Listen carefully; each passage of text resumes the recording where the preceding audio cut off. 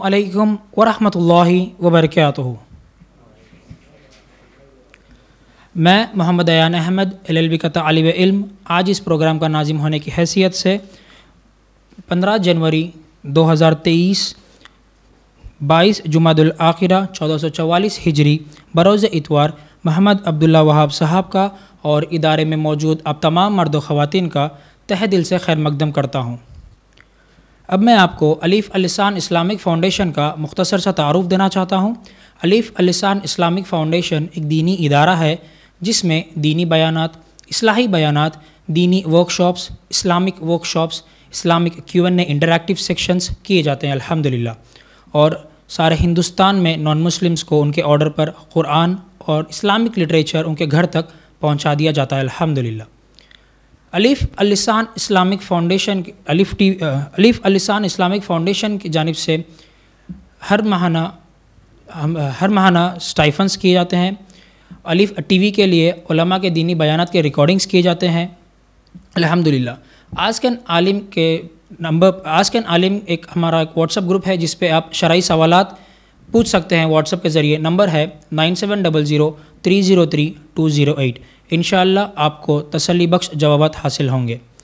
अलीफ़ अल-लिसान Islamic foundation के शोबे ख़वातीन मोहतरमा बिन्त अहमद जो कि LLB के तालिब इल्म है, हर रोज़ 2:30 से 3 o'clock online Islamic class conduct करते हैं। अब तमाम से गुजारिश है कि अपने घर के ख़वातीन को इन क्लासेस में हिस्सा लेने के लिए कह सकते हैं। अलीफ़ ट्रस्ट के तहत हर मंगल राशन डिस्ट्रीब्यूशन, हर जुम्मा food distribution, old age home में lunch arrangements, government children hospitals में फूड्स डिस्ट्रीब्यूशन किए जाते हैं और उम्र दराज उलमा और आलिमियत के तलबा के लिए हर माहाना स्टाइफेंस मुहैया किए जाते हैं अल्हम्दुलिल्लाह। खान्स एडवोकेट्स एंड एसोसिएट्स की जानिब से free legal advice, free career guidance to law students और फ्री मैट्रिमोनियल काउंसलिंग भी किए जाते हैं। लॉ से मुतालिक वीडियोज़ अगर आप एडवोकेट निज़ाम अली खान साहब के देखना चाहते हैं तो यूट्यूब पर मौजूद है। अब मैं आज के मुखर्रिर का मुख्तसर सा तारुफ़ देना चाहता हूँ। मोहम्मद अब्दुल्ला वहाब साहब basically Jeddah kingdom of Saudi Arabia से है। आपका प्रोफेशन मैकेनिकल इंजीनियर है और दाई भी है साथ ही साथ, और कॉग्निटिव बिहेवियर थेरेपिस्ट भी है, सर्टिफाइड थेरेपिस्ट है, रुक़या थेरेपिस्ट भी है एंड कम्युनिटी काउंसलर भी रह चुके हैं और दाई के हैसियत से काम अंजाम दे रहे हैं अल्हम्दुलिल्लाह। अब मैं बिना किसी ताख़ीर के मोहम्मद अब्दुल वहाब भाई को दावत देता हूँ कि वो अपना बयान शुरू करें बउन्वान मेंटल स्ट्रेस, डिप्रेशन और उसका इलाज। अऊज़ु बिल्लाहि मिनश शैतानिर रजीम, बिस्मिल्लाहिर रहमानिर रहीम, अस्सलामु अलैकुम व रहमतुल्लाहि व बरकातुहू। बिस्मिल्लाह वस्सलातु वस्सलाम अला रसूलिल करीम व अला आलिहि व अस्हाबिहि अजमईन। अऊज़ु बिल्लाहि मिनश शैतानिर रजीम, बिस्मिल्लाहिर रहमानिर रहीम, व नुनज़्ज़िलु मिनल क़ुरआनि मा हुवा शिफ़ाउन व रहमतल लिल मुमिनीन व ला यज़ीदुज़ ज़ालिमीना इल्ला ख़सारा। रब्बि इश्रह ली सदरी व यस्सिर ली अमरी वहलुल उक़दतम मिन लिसानी यफ़क़हू क़ौली।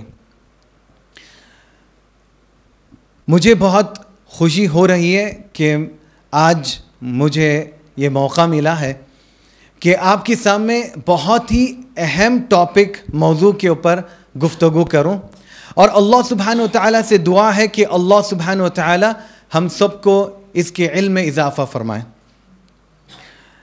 सबसे पहले मैं शुक्रगुज़ार हूँ अल्लाह सुब्हान व तआला के कि अल्लाह सुब्हान व तआला ने ये मौका दिया मुझे कि इस मौके पर आपको इस बहुत ही अहम उन्वान पर आप लोग को कुछ अहम बातों को लेकर चलूं। और मैं शुक्रगुज़ार भी हूं कि एडवोकेट निज़ाम साहब ने मुझे ये दावत दी कि मैं इस टॉपिक पर आपके सामने कुछ बातें बताऊं। तो चलिए इंशाअल्लाह आज का मौजू है डिप्रेशन और एंग्जाइटी और उसका इलाज। यकीनन आज ये मौजू बहुत ही इम्पॉर्टेंट हो चुका है। अगर आप तालिब इल्म का भी अगर मुताला कर लें कि कई स्टूडेंट्स हैं जो डिप्रेशन के थ्रू गुजर रहे हैं, कई स्टूडेंट्स हैं जो एंग्जाइटी के थ्रू गुजर रहे हैं।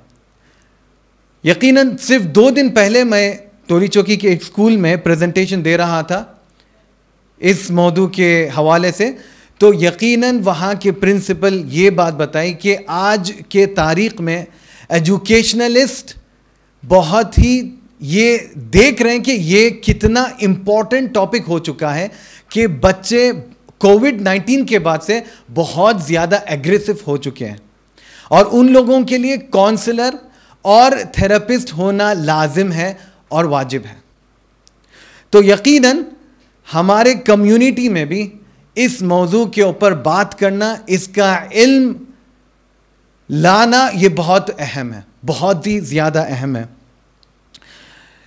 तो जैसे कि भाई ने इंट्रोड्यूस किया कि मैं एक सर्टिफाइड कॉग्निटिव बिहेवियर थेरेपिस्ट हूँ और ये थेरेपी के अंदर बेसिकली डिप्रेशन और एंजाइटी के मसाइल को हल किया जाता है। एक है कि थेरेपिस्ट होते हैं और एक है कि साइकियाट्रिस्ट होते हैं। थेरेपिस्ट का ये काम है कि जो जिस तरीके से लोग ज़्यादा से ज़्यादा गोलियों पर तवज्जो देते हैं, दवाइयों के ऊपर तवज्जो देते हैं, वो किसी भी तरीके से थेरेपी कर उन चीज़ों से बचाया जाए। अब कुछ अहम चीज़ें जो हमारी कम्युनिटी से रिलेटेड है कि हमारी कम्युनिटी जो कि नमाज पढ़ती है, अल्लाह पर ईमान लाती है, तौहीद परस्त है, कुरान पढ़ती है, सब चीज़ है, मगर फिर भी डिप्रेशन और एंजाइटी के शिकार होते हैं। उमूमन ये चीज़ होती थी कि जो शख्स इसको एक्सपीरियंस, इसका तजुर्बा नहीं होता, वो अगर कोई बंदा या बंदी जाकर बोलते हैं कि मुझे डिप्रेशन हो रहा है, तो साफ साफ ये कह दिया जाएगा कि अगर आप कुरान पर तवज्जो दे लें, तिलावत पर तवज्जो दे लें, अगर आप अल्लाह का जिक्र ज़्यादा कर लें, अगर आप कुरान और नमाज़ें ज़्यादा कर लें, तो हो सकता है आपका डिप्रेशन ख़त्म हो जाए। मगर ये हकीकत से बहुत दूर है।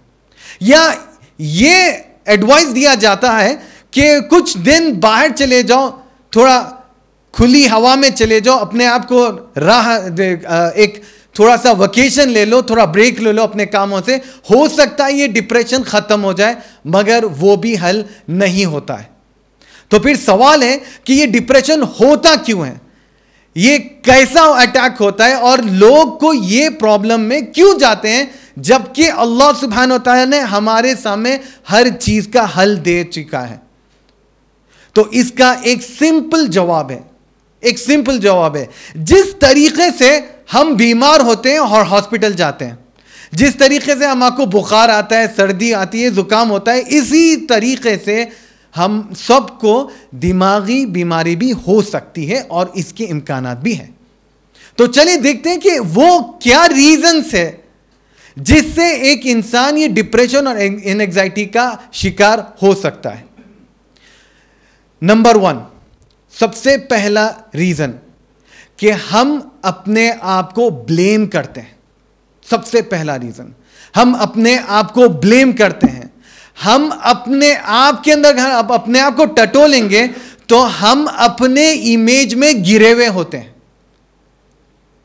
अब मिसाल के तौर पे कई वक्त ऐसा होता है कि हम किसी से बातचीत में लगे होते हैं और उस बातचीत में किसी ने कुछ कह दिया हमें जो हमारे खिलाफ गई, वो हमें बर्दाश्त नहीं होता और हम कुछ कह भी नहीं सके, जवाब भी नहीं दे सके। अब वो आपको अंदर से खाना शुरू होता है। वो महफिल खत्म हुई, आप वहां से हटे और आपको रात भर वो बात याद आते रहते आपको सताते रहती और आपको नींद खराब कर देती। ये एक तरीके का स्ट्रेस है जो कि हम नहीं समझे कि हर एक इंसान अलग होता है, हर एक इंसान का बोलने का तरीका अलग होता है और हमें बर्दाश्त भी करना है, हमें लोगों के बातें भी बर्दाश्त करना लाजिम है। अब मिसाल के तौर पे हदीस में आता है कि आप नबी करीम सल्लल्लाहु अलैहि वसल्लम ने फरमाया कि वो शख्स बेहतर है जो लोगों के बीच में जाता है और उनके बातों को बर्दाश्त करता है। आज हमें ये कॉन्सेप्ट से दूर हो गई, ये बात से दूर हो गए कि हम उसको बर्दाश्त ही नहीं करना चाहते, या हम मेंटली इतने कमजोर हो चुके हैं कि हम बर्दाश्त नहीं करना चाहते उन लोगों के बातें और उसको मामूल नहीं समझते कि ये हो सकता है, क्या नहीं हो सकता, क्या नबी करीम सल्लल्लाहु अलैहि वसल्लम को बुरे लोग नहीं मिले थे? बिल्कुल मिले थे। क्या सहाबा अकराम के साथ बुरे लोग नहीं आए थे, नहीं बुरी बात नहीं किए थे? बिल्कुल किए थे। तो क्या हम अलग हैं? नहीं, हम भी वही रास्ते से गुजरेंगे जो कि अंबिया ने गुजरे थे, सहाबा ने गुजरे, ताबईन गुजरे, सब गुजरे, और वही तरीके से लोग हमसे पेश आते रहेंगे। तो सबसे पहली बात यह हुई कि सेल्फ इमेज का हमें प्रॉब्लम है। इमेज, सेल्फ इमेज, यानी मैं उस वक्त क्यों वापस जवाब नहीं दिया ताकि हमारी बात को क्लियर कर दें। अब यह बात बोलता हूं मैं कि अगर आपके तकदीर में यह लिखा था, आपके पास इल्म होने के बावजूद कि आप जवाब नहीं दे पाएंगे, तो वैसे ही हुआ। तो हम क्या कहेंगे? क़द्दर अल्लाहु व मा शा फ़अल। अल्लाह ताला ने जो कदर में लिखा था वैसे ही हुआ। अगर आपके पास पूरी तरीके से ताकत भी होगी, आपके पास पूरी तरीके से सलाहियत भी होगी, अगर अल्लाह सुब्हानहू व तआला ने आपके कदर में नहीं लिखा कि आप उस वक्त पर जवाब देने वाले हैं, तो आप हरगिज नहीं देंगे। और वैसे ही होता। हम जवाब नहीं देते, मगर रात भर किसको कोसते हैं? अपने आप को कोसते हैं। तो यहां पे प्रॉब्लम क्या हुआ कि हम अपने आप को अपने इमेज में हम गिरा देते हैं। यहां से वो प्रॉब्लम, स्ट्रेस का शुरू होना स्टार्ट हो जाता। अब मिसाल के तौर पे कुछ भाई इंटरव्यू के लिए गए, इंटरव्यू में कुछ जवाब नहीं दे सके, और अगर बहुत ही डीप सोचने वाले हैं, कुछ लोग होते हर चीज को बहुत गहराई से सोचते हैं, बहुत गहराई से सोचते हैं, और एक भी बात अच्छी नहीं लगी इंटरव्यू में, तो अब उसकी सोच में डूबकर पूरी रात उसी में बिता देते हैं, और सुबह में उठ के क्या होता है? वो डिप्रेशन में कन्वर्ट होता है। तो डिप्रेशन का ये नंबर 1 एक रास्ता है जिससे मसले शुरू होते हैं। नंबर 2, दूसरा मसला क्या है कि जब शुरू शादी होती है, जब शुरू शादी होती है और दोनों भी एक दूसरों को अभी पहचानना शुरू करते कि इनकी क्या पसंद है और क्या पसंद नहीं है। अब जब लाइफ पार्टनर, जब नया माहौल होता है, तो पूरी सराउंडिंग आपकी चेंज हो जाती है। वो अलग स्ट्रेस है, क्योंकि पहले से हमें बताया नहीं जाता कि शादी होने के बाद माहौल बदल जाता है, काफी बदल जाता है। अब उस माहौल को जब संभाल नहीं सकते, तो वो एक तरीके से स्ट्रेस आना शुरू होता है। नंबर एक तो एक दूसरों को समझने का स्ट्रेस आता है, और एक सोसाइटी का स्ट्रेस भी बन जाता है। सोसाइटी का भी स्ट्रेस बनना शुरू होता है। जब उसको संभाल नहीं पाते, जब उसको समझ नहीं पाते, तो फिर ये डिप्रेशन का शिकार होना शुरू हो जाते हैं। आप समझ रहे होंगे कि मैं ये ऐसे ही बोल रहा हूं, नहीं, क्योंकि मैं इस चीज को बहुत गहराई से और बहुत करीबी से अपने कम्युनिटी में देखा हूं कि हमारे अक्सर लोग शादी के शुरुआत दिनों में ही डिप्रेशन के शिकार होते हैं। उसकी वजह यह है कि समझ नहीं पाते कि मामले को हल कैसे किया जाए या कैसा उसको हैंडल किया जाए।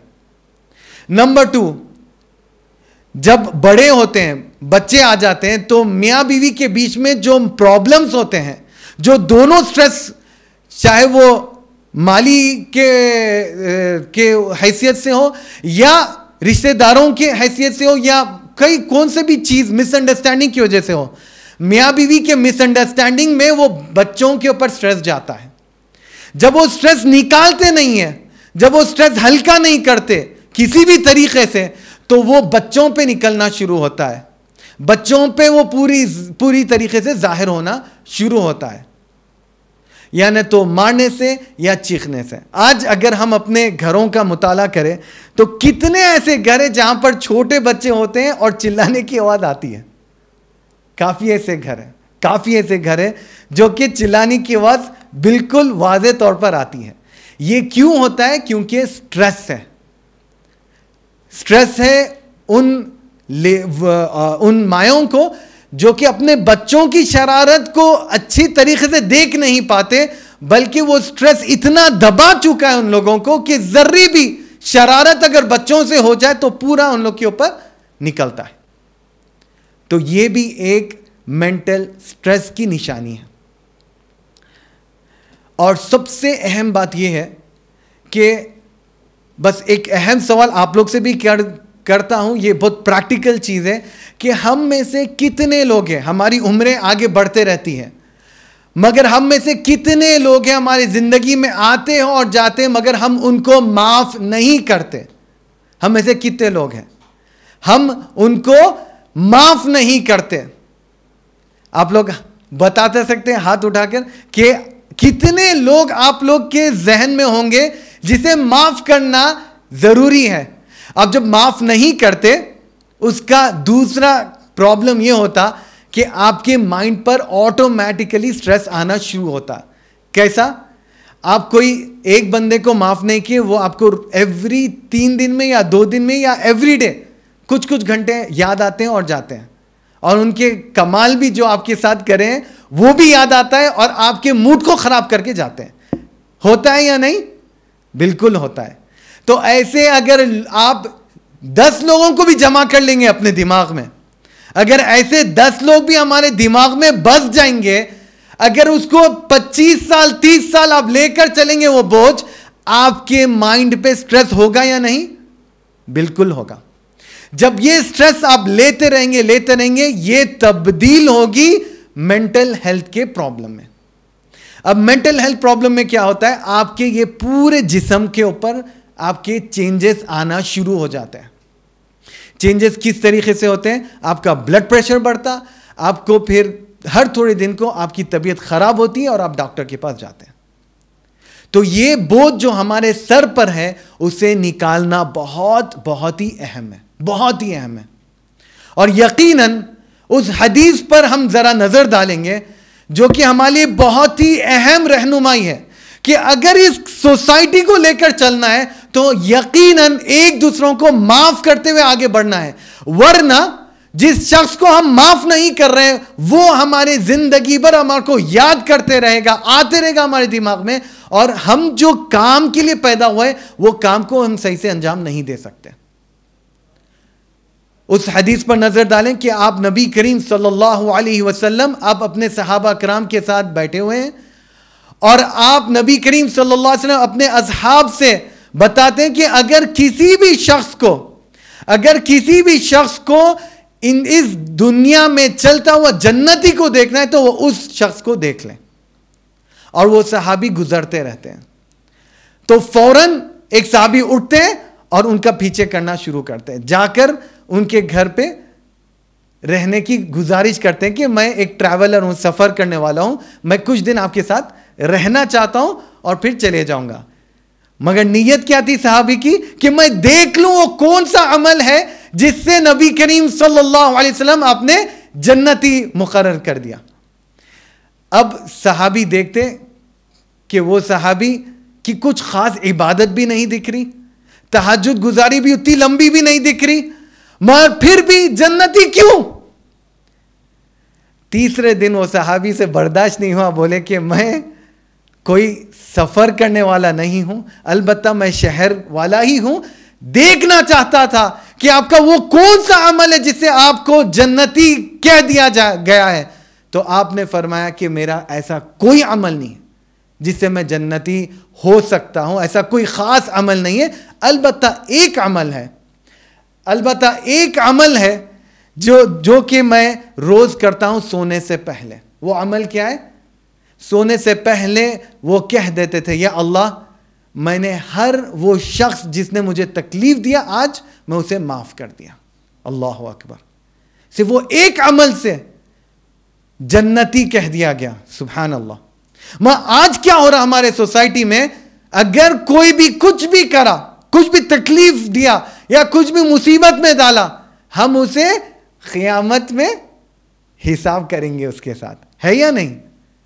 अब वो जब आप हिसाब का आप मुकम्मल तौर पे आप अपना डिसीजन ले लिए, फैसला लेने पर क्या होता, अब इंतजार में रहते आप कि वो दिन कब आएगा, वो दिन कब आएगा, वो दिन कब आएगा। अल्लाह के सामने उसकी पेशी होना है, अल्लाह के सामने वो पेशी होना है। कब तक? पूरे 60-70 साल लेकर ये चलते रहेंगे इंतज़ार में। क्या वो प्रेशर नहीं पड़ रहा है हमारे दिमाग पे? यकीनन वो दिमाग पे हमारे पास प्रेशर पड़ रहा है। तो ये डिप्रेशन का सबसे बड़ा एक ज़रिया है जो कि हमें ख़त्म करना चाहिए, अल्लाह के लिए ये ख़त्म करना चाहिए। नंबर 3, अक्सर लोग को एक दूसरों का प्रेशर रहता है, जो कि उमूमन हमारे कम्युनिटी में क्या होता है, आपके कुछ भाई होते हैं, आपके कुछ बहन होते हैं, आपके खामियों को देख लेते हैं कि ये बच्चा ये काम नहीं कर सकता या ये लड़की आगे नहीं बढ़ सकती है। अब उसे बोला जाता है कि तुम कभी भी कुछ कर नहीं सकेंगे, तुम कभी भी आगे नहीं बढ़ सकेंगे, तुम कभी भी इंटरव्यू नहीं देख सकेंगे, तुम कभी भी ये जबान में अच्छे हो ही नहीं सकते, तुम कभी भी ये काम में अच्छे हो ही नहीं सकते। कहते कहते कहते 5 साल 6 साल 10 साल गुजर जाते हैं और उसी में वो शख्स सुनते सुनते उसको कबूल कर लेता है कि यकीनन मैं कुछ अपने जिंदगी में नहीं कर सकता। उससे क्या होता है, ये स्ट्रेस बनना शुरू होता। अल्लाह सुब्हानहू व तआला हमें कैसा बनाए, प्रोग्रेसिव बनाए। हर एक दिन कुछ अच्छा करना है, हर एक दिन कुछ मेहनत करना है, कुछ कर दिखाना है। मगर जब वो चीज सामने आ जाती है कि तुम कुछ नहीं हो सकते, तुम कुछ नहीं कर सकते, ये जब बात दोहरा जी जाती है दिमाग में, तो वो डिप्रेशन में कन्वर्ट होता है। तो इससे मालूम होता कि ये अहम चीजें जिससे डिप्रेशन और एंजाइटी के हम अक्सर शिकार होते हैं।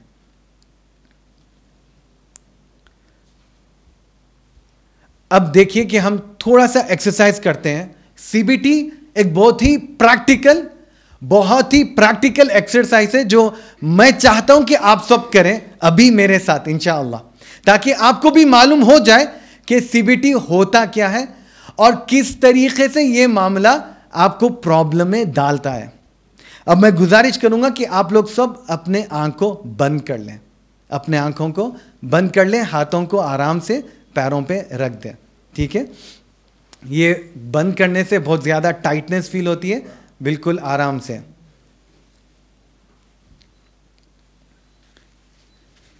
अब आप लोग आंखें बंद कर लीजिए और डीप ब्रेथ लीजिए और बिल्कुल इत्मीनान हो जाइए। आप जैसे डीप ब्रेथ ले रहे हैं, आपको बहुत ही सुकून और बहुत ही इत्मीनान हो रहा है। आपके दिमाग में कोई बात नहीं, कोई भी चीज़ का ख्याल नहीं आ रहा है इल्ला कि आप मेरे बातों पर गौर कर रहे हैं। अब आप उन लोगों को सोचिए जिसे आपको माफ़ करना है, उन लोगों के चेहरे आपके सामने लाइए जो आपको माफ़ करना है आपकी ज़िंदगी में। अब जैसा आप उनके बारे में सोच रहे हैं, अब आप तवज्जो दीजिए आपके दिल की कैफियत को, आपके दिल की कैफियत पर जोर दीजिए। अब आप डीप ब्रेथ लीजिए और एक्सहेल कीजिए। अब आप बिल्कुल आराम से आंख खोल लीजिए। जी, तो आप लोग बता सकते हैं कि जब आप वो लोगों के बारे में सोचे जिसे माफ़ करना है, किस तरीके के आपके दिल में महसूस क्या हो रहा था आपके दिल में? आप बता सकते हैं? एक इत्मीनान फील हो रहा था आप लोग को। आपको कैसा महसूस हो रहा था? पिक्चर सामने नहीं आ रही थी। जी, मगर ख्याल में तो आ रहे थे जो लोग हैं जी, मगर आपके दिल में कैफियत कैसी हो रही थी? जब सुकून हो रहा था, आप लोग को सबको सुकून हो रहा था। हालांकि जब आप किसी को माफ़ करने का जो ख्याल रखते हैं, आपको फीलिंग अच्छी नहीं आती। मिसाल के तौर पे आप लोग बस आप आंख बंद कर लीजिए, आंख बंद करिए। आपको बस बता रहा हूँ एक्सपीरियंस इंशाअल्लाह। आंख बंद कर लीजिए। अब आप सोचिए कि आप सबसे टेस्टी, सबसे लज्जत वाला आप खाना जो आपका चाहिए बहुत सबसे पसंद है, वो आप अभी खा रहे हैं। आप सोचिए कि आप सबसे बेस्ट फूड, डिलीशियस फूड आपके घर में पका है और आप उसे खा रहे हैं। अब तवज्जो दीजिए आपके दिल की कैफियत को। आपके दिल में खुशी आ रही होगी और आपको बहुत ही मज़ा आ रहा होगा। अब आप सोचिए कि आपके घर वाले वो तरकारी लाए जो आपको पसंद नहीं है, वो तरकारी पकाकर आपके सामने रखे हैं जो आपको पसंद नहीं है और आपको फोर्स कर रहे हैं कि आपको खाना है। अब इस वक्त पे आप अपने दिल में जो आपको फीलिंग आ रही है उस पर तवज्जो दीजिए। अब आप आंख खोल सकते हैं। जी, कैसा महसूस हुआ आपको? बहुत अच्छा महसूस हुआ, पीसफुल। माशाल्लाह। मगर जो तरकारी आपको पसंद नहीं है, पसंद है माशाल्लाह, बारकल्लाह। जी, मेरे को तो जो है वो हदीस सामने आगे पसंद आया तो खाते थे, नबी सल्लल्लाहु अलैहि वसल्लम तो छोड़ देते थे। उससे मेरे को दिक्कत नहीं हुई समझ। बारकल्लाह फीक, बारकल्लाह फीक। पहले था वैसे था दिमाग। माशाल्लाह माशाल्लाह। और कोई एक्सपीरियंसेस आप बता सकते हैं? वैसे ही माशाल्लाह, बारकल्लाह। एक्चुअल में मैंने स्कूल में किया तो सबको करेला पसंद नहीं आया, तो सुभान अल्लाह, माशाल्लाह। फिर तो आना चाहिए आपके पास, बारकल्लाह फीक। माशाल्लाह माशाल्लाह, सुभान अल्लाह सुभान अल्लाह सुभान अल्लाह।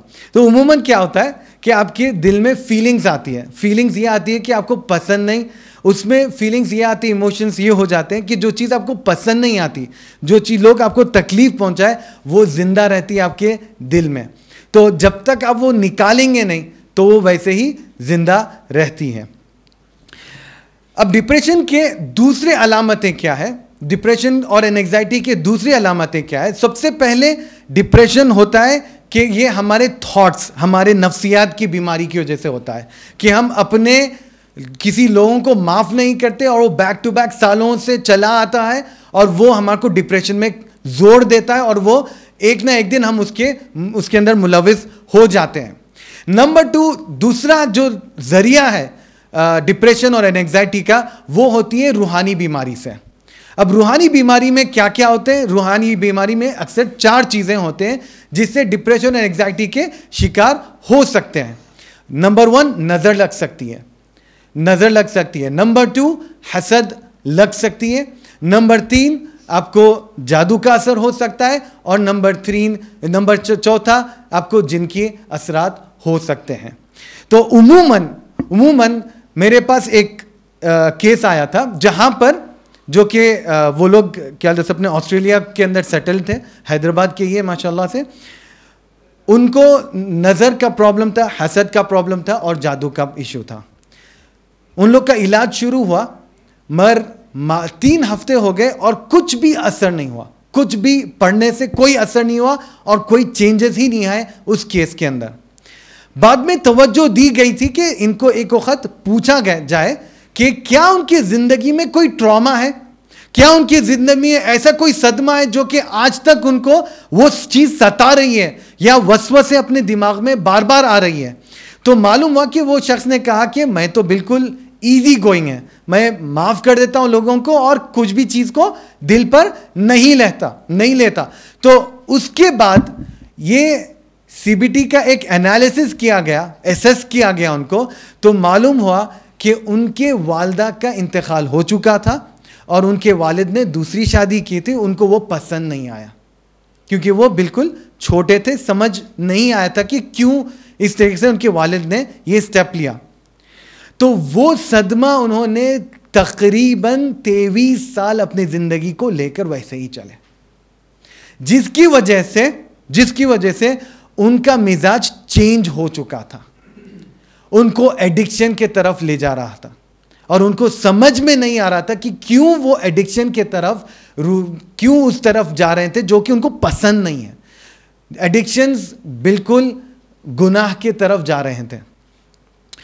तो जब वहां पर मालूम हुआ कि उनको ये एनालिसिस मालूम हुआ कि उनको सीबीटी किया जाए ताकि वो डिप्रेशन को, वो जो ट्रॉमा था उनका, वो जहन से निकाला जाए थेरेपी के थ्रू, ताकि वो बिल्कुल उससे दूर हो जाए।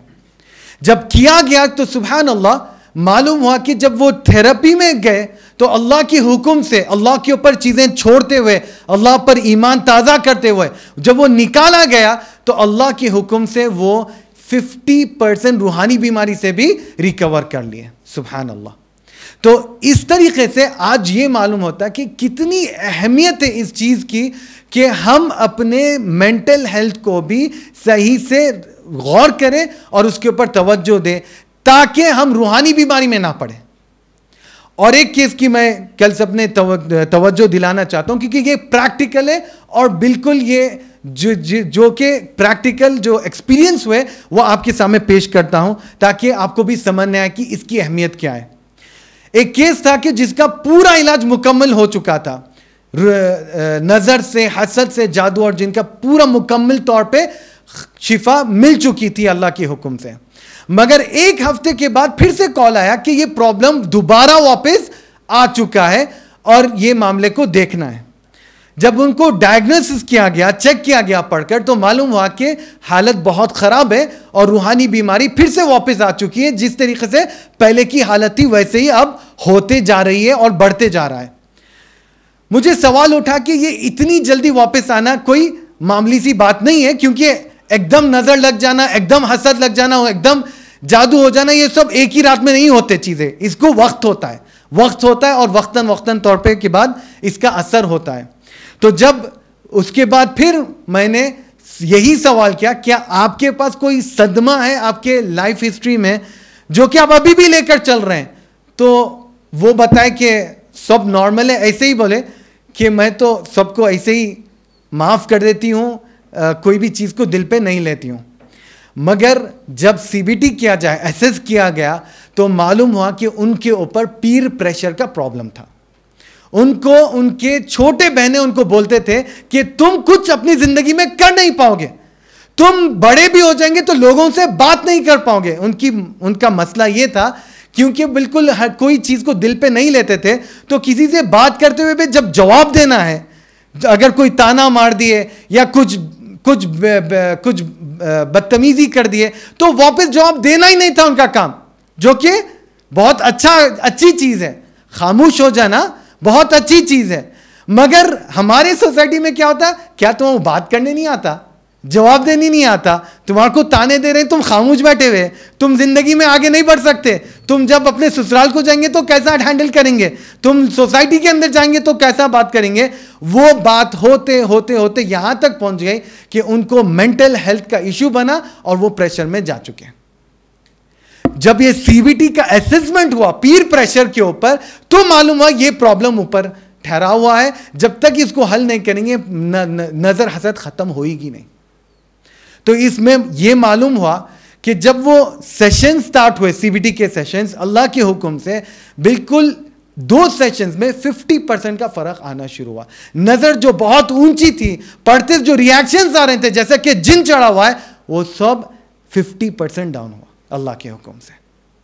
तो यकीनन आज हमारे दिमाग की कमजोरी बहुत बढ़ चुकी है, बहुत बढ़ चुकी है। मिसाल के तौर पे अगर हमारे नाना और दादा को अगर उन लोग के तरीक़े को देखेंगे, अगर वो बोलते थे कि ये चीज़ नहीं होना है तो चाहे पूरा ख़ानदान ठहर जाए, वो नहीं होती है, नहीं है।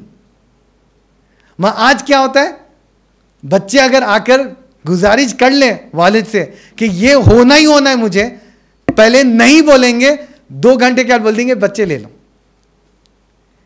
ये कमज़ोरी हम में है, ये कमज़ोरी इस वक्त की ये प्रॉब्लम है। तो यकीनन इसके अंदर बहुत अहम चीज़ ये है कि हमारी उम्मत के अंदर मेंटल हेल्थ के ऊपर ये इम्पोर्टेंस देना चाहिए। और उसके ऊपर बहुत सबसे ज़्यादा जब बच्चे स्कूल को जाते हैं तो अपने आप को कंपेयर करते हैं कि मेरे लुक्स उसके वैसे नहीं हैं, और फिर वो फिल्मों को भी देखते हैं या बाहर के बोर्ड्स को देखते हैं या जो भी है, अगर वो जिम को भी जाते हैं तो मस्कुलर लोगों को देखते हैं और अपने आप को देखते हैं, पेट निकला हुआ है, मसल्स थके हुए हैं, और फिर स्ट्रेस में आते हैं।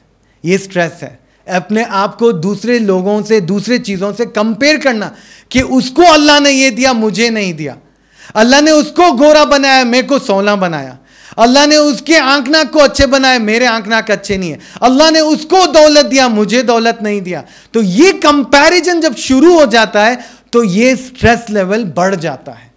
और अल्लाह सुब्हानहू व तआला ने इसी की हमें तालीम दिया कि जो भी अल्लाह ताला ने दिया उसका शुक्रगुजारी करो, अल्लाह ताला और पलटा के देगा। व इज़ तअज़्ज़न रब्बुकुम लइन शकरतुम लअज़ीदन्नकुम। तो यकीनन हमारा ये बहुत अहम काम है कि हम अपने बच्चों को ये समझाएं, जो कि स्कूल को जा रहे हैं, कॉलेज को जा रहे हैं, इवन बड़े हो जाने के बाद ये बताएं कि इवन अपने कंपनियों में जा रहे हैं, काम कर रहे हैं, अपने आप को दूसरों के सामने गिराना नहीं है। अपने इमेज में अपने आप को बरकरार रखना है कि अल्लाह ने हमको बेहतरीन तरीके से बनाया है। अब जब ये अटैक्स होते हैं, जिनके अटैक्स कब होते हैं, जिन किस तरीके से मार रहा है, आज की तारीख में बताता हूं। अक्सर लोगों को देखा गया है कि ये जब डिप्रेशन एंड एंजाइटी को देखा नहीं जाता, मेंटल स्ट्रेस को सही से लिहाज नहीं किया जाता इसका, तो जब वो कमजोर पड़ते हैं, डिप्रेशन में पड़ते हैं, सोच में पड़ जाते हैं, मेरे साथ ये क्यों नहीं हो रहा है, ये काम क्यों नहीं बन रहा है, वो सोच के ऊपर गिरते गिरते जब गम में जाते हैं, तो फिर उस वक्त पे जिन अटैक करना शुरू कर देता है।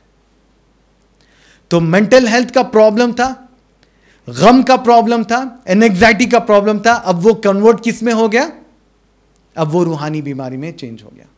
जब जिन का अटैक होता है तो उसके साथ नजर का अटैक शुरू हो जाता है, हसद का अटैक आसान हो जाता है, फिर जादू भी आसानी से मार खा लेते हैं आप, और फिर जिन तो है ही है।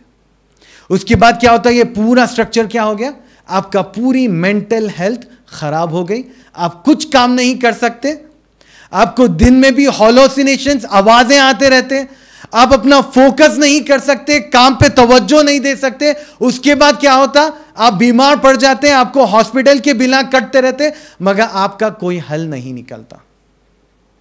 तो ये एक साइकिल है जो हमें मालूम करना बहुत जरूरी है। उसके बाद फिर लोगों को वसवस आते हैं, वसवस इसके आते हैं कि हम सुइसाइड कर लें, हम कोई काम के नहीं है, अल्लाह तुम्हें माफ नहीं करने वाला, तुम बहुत गुनहगार है, अल्लाह तुम्हें कभी माफ नहीं करने वाला है। और फिर एडिक्शंस, इतने बुरे बुरे एडिक्शंस होना शुरू होते, तो वो अपने आप को बिल्कुल सोसाइटी से हटा के कोने में बैठना शुरू कर देता है, अकेले में बैठना शुरू करता है, और हर गंदगी में मुलव्वस होता है, जिससे और भी ज्यादा डिप्रेशन का अटैक होता है। शुरुआत कहां से हुई, अल्लाह की नाशुक्री से। शुरुआत कहां से हुई, अपने आप को ब्लेम करने से। शुरुआत कहां से हुई, हम अपनी कदर को, अच्छी और बुरी कदर के ऊपर ईमान पे पुख्तगी नहीं रखने से। 30 सबसे अहम चीज, जब ये प्रॉब्लम में आते हैं तो हम किसी से बात नहीं करना चाहते, हम अपने अंदर के फीलिंग्स बोलना ही नहीं चाहते कि मेरे को ये प्रॉब्लम हो रहा है, जरा आप बताइए कि इसका हल क्या है। हम किसी का हाथ नहीं पकड़ना चाहते उस वक्त पर कि मुझे बताइए इसका मामला का हल क्या है। तो उससे क्या होता, पूरी मुकम्मल तौर पर शैतान हर जगह से आपको शिकार करते रहता है और आपको समझ नहीं आता अब इसका हल क्या है। तो इसके अंदर मालूम होता है कि जब हम इग्नोर करते हैं अपनी मेंटल हेल्थ को, इग्नोर करते करते नजर, हसद, रूहानी बीमारी पूरी मुकम्मल तौर से घेर देती है, और फिर हम इबादत से दूर हो जाते हैं, अल्लाह के ईमान से दूर हो जाते हैं, हर चीज़ दूर हो जाती है, और फिर सुइसाइड के रास्ते पर चलना शुरू हो जाता है। और ये बहुत आम है, ये बहुत आम हो रहा है, और इसके ऊपर तवज्जो देने की वक्त बहुत ज़रूरत है। इसकी वजह से हमने कायम किया ruqyahealing.co। हमने कायम किया हमारी वेबसाइट ruqyahealing.co। इसके अंदर आप विजिट कर सकते हैं, फ्री कंसल्टेशंस ले सकते हैं। अगर आपको महसूस होता है कि आपको कुछ ना कुछ प्रॉब्लम है, हो सकता है आपको नज़र लग जाए, हो सकता है आपको डिप्रेशन के कुछ ख्यालात आ रहे हैं, हो सकता है आपको वसवसे आते रहते, आप रोकना चाहे अपने आप को, अपनी सोच को, फिर भी वसवस आते रहते हैं, तो यकीनन ये अलामतें हैं कि आपको तवज्जो देना चाहिए और आपको एक हेल्पिंग हैंड होना चाहिए। क्योंकि उम्मूमन क्या होता है, हम समझते हैं कि ये हल को अपने आप से हम हल कर ले सकते हैं, इस चीज़ को हम अपने आप से उसको हम कुव्वत से अपने आप को निकाल लेंगे, मगर नहीं निकाल सकते। तो इसके अंदर हमने कायम किया कि एक प्रोफेशनल सर्विस हो, जिसमें लोग आकर अपने आप को चेक करा सकते हैं कि क्या प्रॉब्लम है, सर्टिफाइड कॉग्निटिव बिहेवियर थेरेपिस्ट है, जहां पे आप बैठकर काउंसलिंग ले सकते हैं, चेक करा सकते हैं क्या प्रॉब्लम्स है, और फिर उस मामले का हल भी निकाल सकते हैं अल्लाह के हुक्म से। और बिल्कुल पूरा ऑनलाइन सर्विस है, आपको कहीं जाने की ज़रूरत नहीं है, अपना वक्त सेव कर सकते हैं आप, और मुकम्मल तौर पर इसका अपने आप को इस काम को अंजाम दे सकते हैं अल्लाह के हुक्म से। इसके अंदर हमने क़ायम किया सबसे पहले डायग्नोसिस बहुत ही अहम चीज़ है कोई चीज़ को समझने के लिए। मिसाल के तौर पे डॉक्टर के पास आप जाते हैं, उन्हें आपको टेस्ट लिखता है या आपको क्या अपने आपकी सांस को देखेगा, आपके पल्स को देखेगा, डायग्नोस करेगा कि आपका प्रॉब्लम है क्या। सबसे पहले डायग्नोस का सबसे आसान तरीक़ा है CBT का डायग्नोसिस का तरीका ऑनलाइन भी हो सकता है। रुक़या के मर्ज को भी अगर अपन देखना चाहेंगे, रूहानी बीमारी को भी देखना चाहेंगे, तो वो भी आराम से देख सकते हैं। बिल्कुल 15 मिनट में हम लोग ने काफ़ी इसमें मेहनत किया, क्योंकि इससे पहले रूहानी बीमारी के लिए का एक घंटा पढ़ना पड़ता था मुझे, ताकि समझे कि क्या ये बंदे को नज़र का इशू है या हसद का इशू है या जादू का इशू है। बाज़ वक़्त आप पढ़ेंगे तो पूरे रिएक्शंस एक साथ शुरू हो जाते हैं, तो समझ में नहीं आता कि मामला कहाँ पर रुका हुआ है रूहानी बीमारी से। तो फिर उसके बाद एक डायग्नोसिस सिस्टम क़ायम किया अल्लाह के हुक्म से। मदीने के शेख ने मुझे हमको तालीम दी उसके बारे में, और फिर एक मुकम्मल तौर पर 6 महीने उस पर मेहनत तवज्जो देने के बाद फिर समझ में आया कि डायग्नोसिस आसान तरीके से 15 मिनट में दी जा सकती है अल्लाह के हुक्म से। उससे वक्त भी सेव हुआ और बिल्कुल आराम से मामला हल हो जाएगा, मालूम हो जाएगा कि मामला कहाँ पर अटका हुआ है। तो 15 मिनट में एक अच्छे तरीके से डायग्नोसिस और फिर उसकी रिपोर्ट आपको दी जाएगी, तो मसला कहाँ पर है और आपको क्या करना है। तो इस तरीके से एक प्रोफेशनल उम्मत के लिए कहीं पे भी भटकने की ज़रूरत नहीं है, कहीं पे भी भागने की ज़रूरत नहीं है, किसी को कॉल करने की ज़रूरत नहीं है। आराम से घर बैठे अपने स्केड्यूल अपॉइंटमेंट के हिसाब से उस काम को अंजाम दिया जा सकता है। चलिए बिज़निल्लाह ताला एक अहम आखिरी बात कहने जाता हूँ। बिज़निल्लाह ताला सबसे अहम चीज़ हम सबको मालूम है कि सेल्फ रुक़या किया जाता है, सेल्फ रुक़या होता है, और एक होता है कि किसी की मदद भी लेकर उस मामले से निकलना। हम लोग ने क़ायम किया एक फ्री सर्विस क़ायम किया ताकि लोग ऑनलाइन आकर रुक़या को सुन सके। हफ्ते में 4 दिन बिल्कुल विदाउट फ्री सर्विस है, ऑनलाइन आकर रुक़या को सुन सकते हैं और उससे फ़ायदा उठा सकते हैं अल्लाह के हुक्म से। इसी से मैं अपने बयान का इख्तिताम करता हूँ। उम्मीद है कि अल्लाह सुब्हानहू व तआला, उम्मीद है कि आप लोग सबको बहुत ही अहम टॉपिक के ऊपर आप लोग को इल्म मिला होगा, और अल्लाह सुब्हानहू से दुआ है कि अल्लाह सुब्हानहू व तआला हमारी उम्मत को इन बीमारियों से बचा के रखें। व आखिरु दाअवाना अनिल हम्दुलिल्लाहि रब्बिल आलमीन।